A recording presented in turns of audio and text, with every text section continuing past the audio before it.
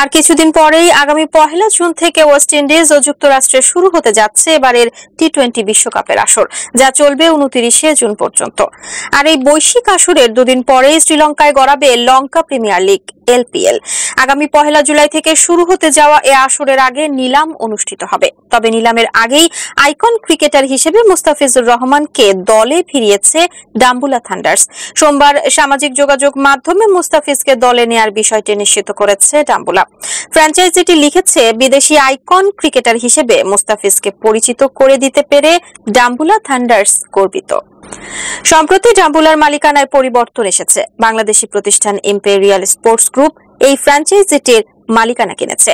শ্রীলঙ্কার এই ফ্র্যাঞ্চাইজি টুর্নামেন্টটির গত আসরে রানার্স আপ হওয়া ডাম্বুলা অরা এখন নাম বদলে ডাম্বুলা থান্ডার্স। এলপিএল এর পরবর্তী আসর শুরু হবে আগামী 1 জুলাই। আর 21 জুলাই ফাইনালের মধ্য দিয়ে পর্দা নামবে আসরটির। টি-20 বিশ্বকাপের গত 8 আসরের 3টিতেই ফাইনাল খেলেছে পাকিস্তান, যার মধ্যে 2009 সালে চ্যাম্পিয়ন হয় দলটি। সর্বশেষ টি-20 বিশ্বকাপেও শিরোপার খুব কাছাকাছি থেকে খালি হাতে ফিরতে হয় দলটিকে।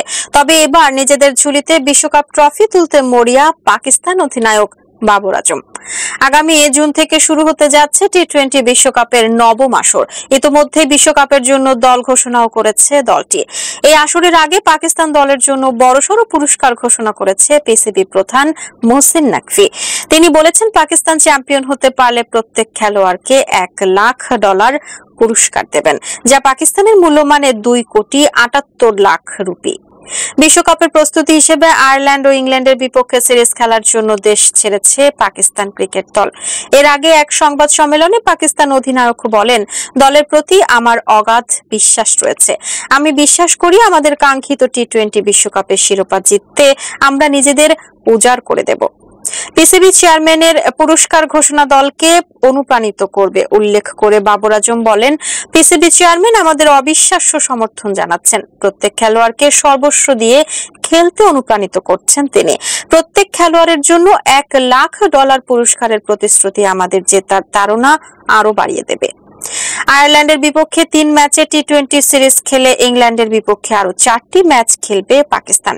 এই গ্রুপে থাকা পাকিস্তান বিশ্বকাপে নিজেদের প্রথম ম্যাচ খেলবে 6 জুন, যেখানে তাদের প্রতিপক্ষ স্বাগতিক যুক্তরাষ্ট্র।